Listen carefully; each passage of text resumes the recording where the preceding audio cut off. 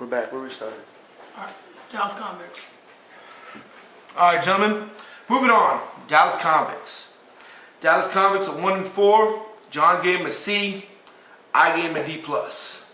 So they're pretty much in line with what we gave them. So where do you think the... Looking back at the Dallas Convicts, they traded for Marquez Colston, who has not panned out because Marquez Colston has been injured.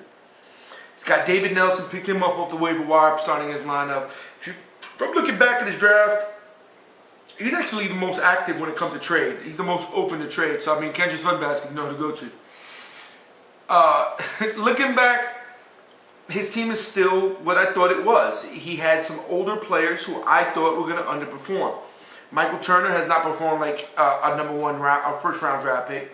Steven Jackson actually, you know what? Let me take that back. Michael Turner has performed like a borderline number one. I mean, he has 200-yard games, at least 4 touchdowns, which is better than most actually. But the offense as a whole has underperformed. See, I feel like his whole team's underperformed, and I'll give you the Michael Turner thing. But like, if you look at his first six picks are Michael Turner, Steven Jackson, Miles Austin. Beanie Wilson's not even on his team anymore. And neither is Miles Austin. Oh yeah, neither is Miles Austin. So then Matt Schaub, Julio Jones. I mean, if you go pretty much if you go down the whole draft, everyone's basically underperformed. Okay, and that's something I saw. I thought was going to happen. Unfortunately for him, I was pretty accurate on it. What did you think? Do you think these guys are going to perform the way they're doing right now? I thought that I'm not a big Michael Turner fan. Steven Jackson's one of those guys that you don't think he kind of kills you softly, you know, like he gets his numbers and you don't really see it. Yeah. Well, this year he hasn't gotten shit for numbers. I mean, he's got a game with 12, game with 2 points, and then a game with 15 against Washington. Yeah, I thought Miles Austin was going to have a bigger year. Although Des Bryant kind of cuts into his production, but I thought. But he traded him away. Yeah, he traded him away for Tim Hightower and Melissa McGahee, and McGahee has actually overperformed. But for whatever reason, he's on a bye this week, so he's not in his lineup. Melissa McGahee has 300-yard games. Right. So yeah, that's what I'll give you. You know, Miles Austin's been hurt. You know, so. And then, again, he traded Beanie Wells. I thought he's probably going to get more out of Matt Schaub. I really wasn't. I guess everybody kind of thought Julio Jones was going to be a little better just because of that offense. Yep. You were high on Plaxico. I wasn't. I was high on Plaxico.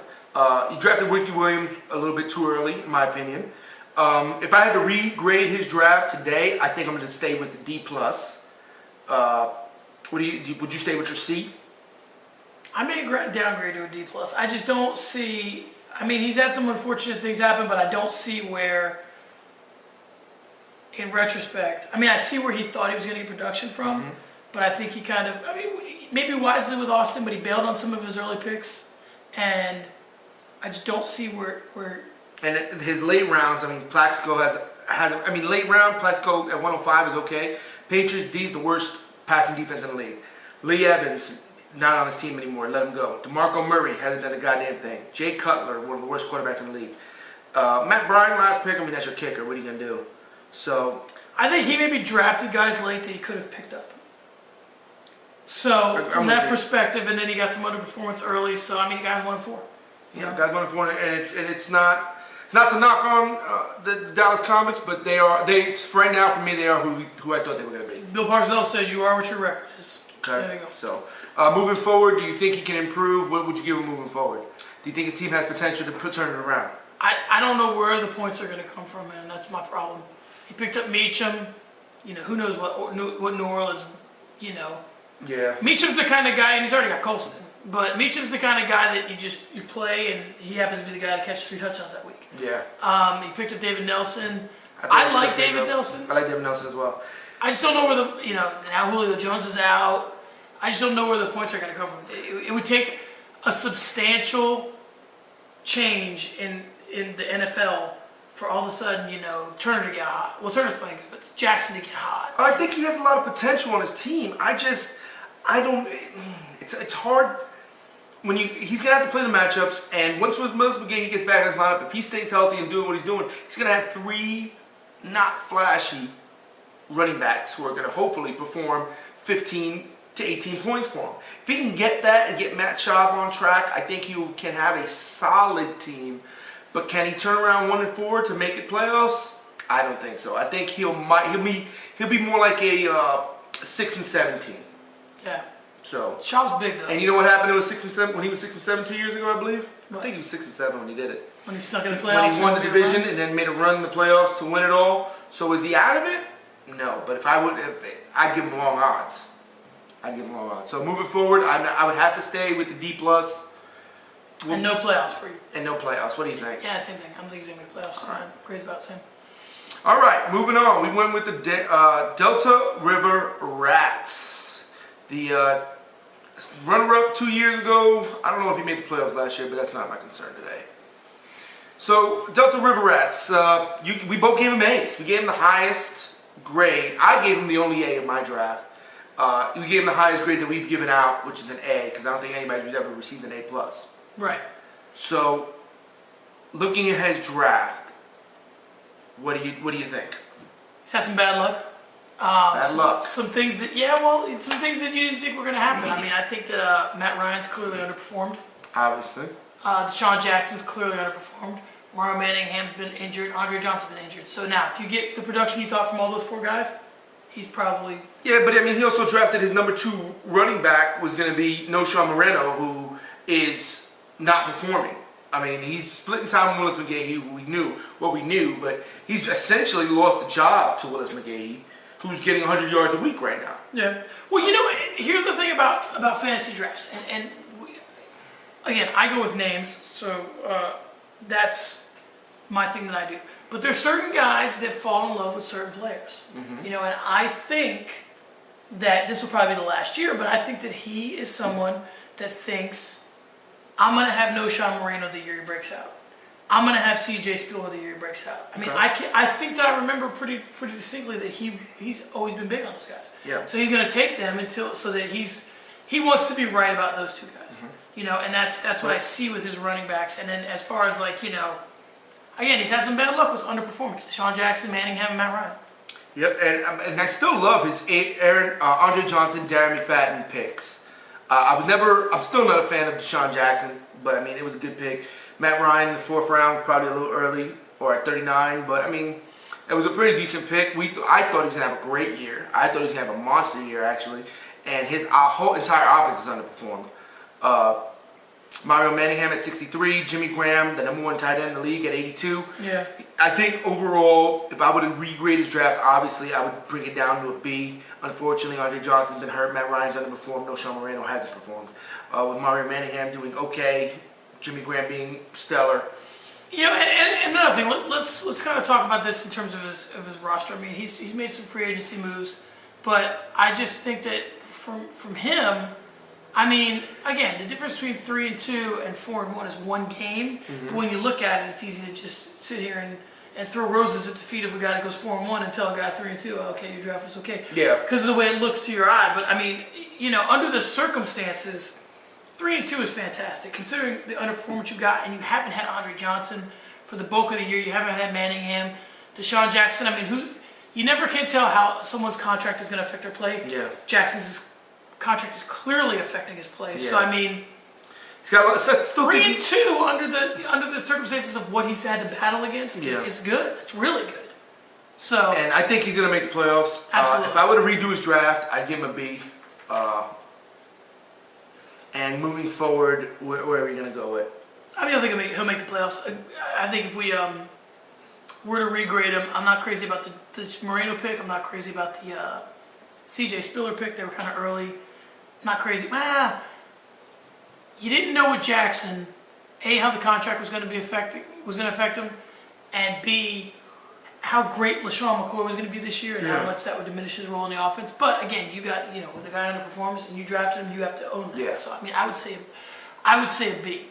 And I'm going to stay with a B going across the board. I'm going to downgrade him from an A to a B, and I'm going to stay with a B across the board.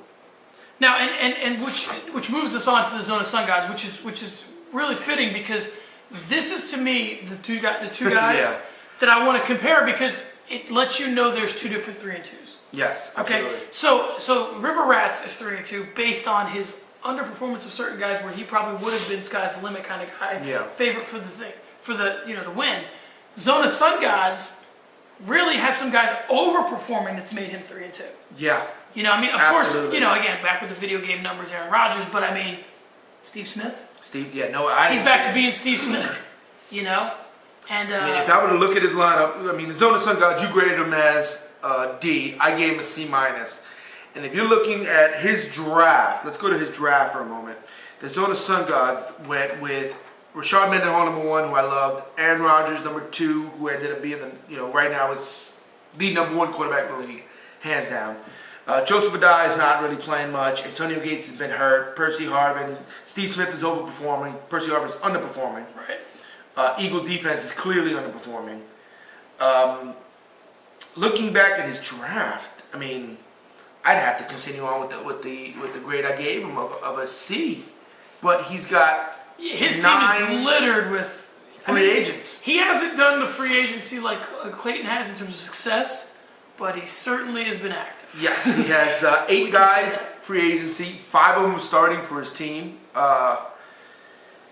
If I'm still looking at it, I honestly, and this is no knock on him because obviously he knows something I don't. I hate his team. Okay. I don't take it personal. I don't know where you're getting your points from, but you're getting them. That's the bottom line. You are getting. Well, he's getting his points from Aaron Rodgers and Steve Smith. Fair enough. I mean, when you Fair have enough. Aaron Rodgers, I mean, that's already you're scoring. I want to say the week I played him, I want to say that it was. You outscored Aaron Rodgers by 5 points. Yeah. You scored 64 as a team, and Aaron Rodgers scored 59 by himself. As a person. So yeah, you almost. So that's where he's getting his points. I mean, Aaron Rodgers is Aaron Rodgers is going to win the MVP this year. Yeah. So there's that. Absolutely. Let's get that out of the way. And Steve Smith is overperforming. Yeah, I mean, Cam Newton, in my mind, is playing out of his fucking mind. I didn't expect a rookie to do this kind of thing. So Mendenhall's been solid, and you know what this year for Steve Smith reminded me of? The year that Jake Delhomme didn't know anybody else's name in the offense. That he just, I'm going to throw it to Steve Smith whether he's covered by 8 or 1. It didn't matter. Which is fascinating because Steve Smith is as tall as I am. Yeah, he goes up and gets footballs that are not meant to be caught by a guy my height, and that's what's fascinating. So, yeah. But yeah, looking at his team, it is interesting. I mean, he handcuffed the indie guys, so there's that. Yeah, and then he's got. So, I mean, and Antonio Gates hasn't even played for him yet. Hasn't even played for it. Can now, going back, like what would you grade his draft? Would you upgrade? You give him a D, or would you upgrade it? You give him a C minus. I give him a C. If I was gonna upgrade it to a C. His draft, though, I mean, again, I guess he took it Rodgers. And he took Rashard Mendenhall. I mean, he's got. I mean, he drafted Smith late. He's playing fantastic. You know, he drafted Rodgers, not first overall. Which I mean, he's a quarterback, so I mean, but I mean, Rodgers is probably the consensus number 1 fantasy player. Yes. Right now, and he got in the second round. So, yeah, I'll give him a C. Okay, now moving forward, do you think this can be sustained? He's got Rodgers, man. I think as long as you got Rodgers, Anything could happen. yeah, you got a chance. All right, so moving forward, what is his chance of the playoffs? And what I think he's grade gonna do make you the give him? playoffs, and I would give his grade moving forward probably. I'd stick with a C. I don't think he's doing anything overly, overly fantastic. We knew Rodgers was gonna be good this year. We didn't know he was gonna be this good. So to say that he's like some sort of Scott Pioli draft maven because he took Rodgers is a stretch. But he did take him. And he did take Smith, and he deserves credit for that. So I would say for draft purposes, and even moving forward, because his free agency picks have been, Well, I know Tommy's going to kill me for this whole thing, how we're grading his team, but I got to give him a C. And while it's working for him, I don't know if it's going to continue. I think he's going to be more like the 6-2 Redskins a couple years back. Yeah. They ended up 8-8. That's where I see it going. I think they're going to end up right around 500 and more like a 6-7 than a 7-6 type team. My favorite thing about you is that within about a minute and a half, you said, "I hate your team, and I'm going to give you a C." Could you imagine if you were a teacher and you told a student, "I hate your paper, but I'm going to give you a C because your heart's in the right place," or I don't know what. Why would you hate his team and give him a C? But that's Dude, I don't know. DeLon Carter, Greg Little's in your starting lineup. Greg Little and DeLon Carter in your starting lineup. don't give him a fucking C. I have to, but I have to. The numbers dictate All right. that I have to give him a C. The guy is scoring points. So I'll give you that. I mean, this guy gave you the most begrudging fucking C I've ever heard of. Dude, if he was 1-4, I'd give him a fucking D, maybe an F. But I can't do it because, like I said, he knows something I don't. He's starting guys that I would never start. I wouldn't even pick up these guys, but they're performing for him. He's got a good motivational speech every game. He's getting his team together, telling them, listen, we got to win one for the Gipper, or this is. I'm telling you, this is literally the shittiest C that's ever happened. It's almost like you wrote an F and then turned it into a C, like erased the line, and you're like, and he can see it on his paper. He's like, this asshole wrote an F first. So, all right. So anyway, good work based on how much he hates your team. And listen, again, we don't know how you're doing it, but you're doing it. So and keep it up. At the end of the day, I got a bunch of guys that everybody would want their autograph, and I can't win a goddamn game or get over 100 points. So what do I know? All right. Good work. Moving on to the last team, Roy Williams 75K return ring. Before we start with this, I'm gonna tell. I don't know if you've watched the videos. I can't stand his team name. Okay. Just fucking change it. But you finally get it. You understand it, right? I know what it means. I wouldn't say I understand it. Like he proposed to someone, from what I understand, in the mail. Like he sent someone a ring. Will you marry me? In the mail. Roy Williams did. Did he? And she returned that ring and said, I would not like to marry you. So that's the gist of what I think this means. And that, you know what? And while that's cool, if everybody knew that, but right now it's just a retarded name. Right. Or until now, it was just a retarded name. Right. So it's I don't know if it's better than last year's. So, but how would you grade it? His team name. His team name. How'd you grade it before the draft, and how are you? It's more original than Ant's 18. Okay. But I can't on original. I don't know that you had to shit on Anthony there. You probably just could have just said it's not original. I don't know that you had to bring him in. I did. Okay. Yeah, I would be towards the bottom of the list. I'm not going to give it an actual grade, but it would be a very high one. Right. All right, so moving on to now his draft. That's the actual team. You gave him, when we graded him, he was Big Ben, there, rate that. That even sounds weird coming out. Right. So you gave him a B, I gave him a B minus. The team is 1-4. How would you regrade his draft? He went with, first off, he drafted Tom Brady in the first round, 12 overall. Roddy White on the wrap. He went with Sean Green, Ben Jarvis Green Harris, Marshawn Lynch, D'Angelo Williams. Didn't take his second wide receiver until the 7th round. All right, well, let's start with who's no longer on his team. Who isn't? I don't think Marshawn Lynch is on his team anymore. Okay. I don't think Lance Moore is on his team anymore. No, he's not. So I've got him. Okay, I don't think Deion Branch is on his team No, anymore. Deion Branch is in the starting lineup this week, actually. All right, so as far as his draft goes, I'm not crazy about it. Again, Roddy White has, I'm going to say a sentence as plainly as I can, and it's going to speak volumes. Roddy White has underperformed. Yes. I mean, you cannot think, based on what he did last year, that he would do what he's done this year. No, not at all. Okay, so I can't. I want to say I can't kill him for that, but listen, I'm getting shit on because all my guys are underperforming. So I mean, clearly, can you really see Roddy White's underperforming? I mean, the guy has, 30 catches in 5 games. So he's averaging 6 catches. It's not what you expected, but if you're getting 6 catches a game, he's got only 100-yard game, 2 touchdowns, but he's getting you average points. It's just a quiet. Last year everybody was kind of, I think something happens with some players, and Roddy White would be an example of this. What you hear about them last in one season carries over to the next. Okay. So, like last year, they were like, "Oh my God, Roddy White's caught 1,000 balls," and then this year you're expecting him to catch 1,000 balls in the first 5 weeks, and he has. By the end of the year, he'll be up around there. So anyway, okay, so I'm not crazy about the White pick, but clearly he's done better than I thought he did. So Sean Green. Underperforming. I mean, the whole offense is underperforming, hands down. They can't run the ball. They can't pass the ball. They're fucking barely playing defense. The whole team as a whole is underperforming in New York. Law firm split time with Woodhead and that new kid, Stephen Ridley. Yeah. So that's tough. Marshawn Lynch is not on his team anymore. D'Angelo Williams not performing as well as he should.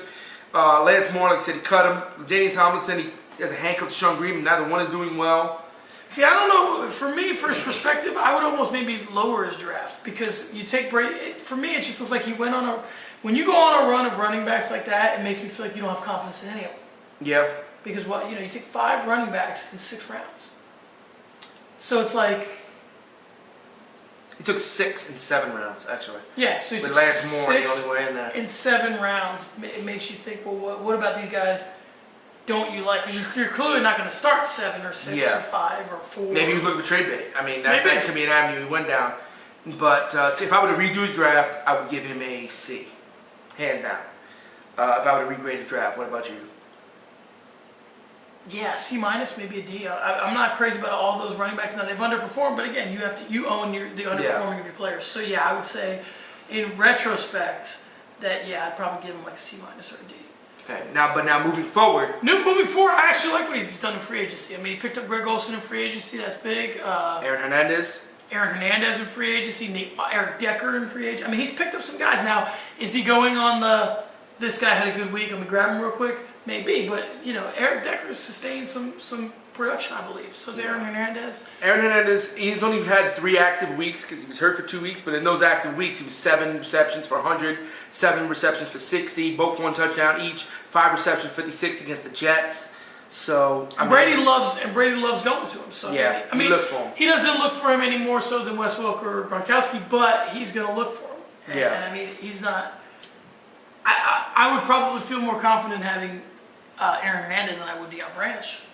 I think the thing he's going to have to overcome on his team is running backs. If his running backs start to perform even average, he'll be okay. He's going to have to ride Tom Brady's fucking ass all the way to the playoffs if he's going to make it. Do I think he's going to make it? Probably not. But his running backs need to step up to the plate and he's definitely on the outside. I can't see where. Like, he probably would get some production about, like, to me right now, like, who do you think his best running back is? Ben Green Ellis? I mean, who's his best running back? And the reason why I ask that is because every time Ben Green Ellis scores a point, Tom Brady does it. Because Ellis doesn't catch the ball. Yeah. So you're and that's a high power offense. You know what I'm saying?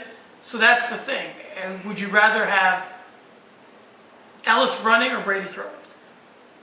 Brady throwing. Right, so then why even have Ellis? So, I mean, he'll give you some production, but it just seems like, you could have anybody. You got Ellis, and he's taken away from your quarterback. Well, I like his Nate Washington on his bench. I think he's on a bye this week. I do think he has a lot. Yeah, he is on a bye. He has a lot of potential, especially with Kenny Britt out. You got Nate Washington in there. Somebody's got to catch the balls from Hasselback. Decker's stepping up to the plate in Denver. So hopefully he'll start producing. I mean, last week he had 2 catches for -4 yards. How does that happen? Yeah. No idea. But little bubble screen that went awry, maybe they got red and sniffed out. I think he can be a spoiler. I think he can have a good week. I think that he'll be under 500 out of the playoffs, but he will be a team that he has a good enough team to affect the playoffs. Yes. Like, I don't have a good enough team to affect the playoffs, but he somebody that has aspirations of making the playoffs may run into him and have him for it. Exactly. So I just had an idea though. So if we're deciding if I go winless, what we're gonna do? Yeah. How about if I go winless, I lose the naming rights for my team, and then I'm with that. As a league, you get to vote on whatever shit team name you want to give me. I'm with that. All right, that works. So to go back to Steven Zeich's team, what do you grade him forward? Moving forward, I mean, it's low C. Yeah, I'll go. He's not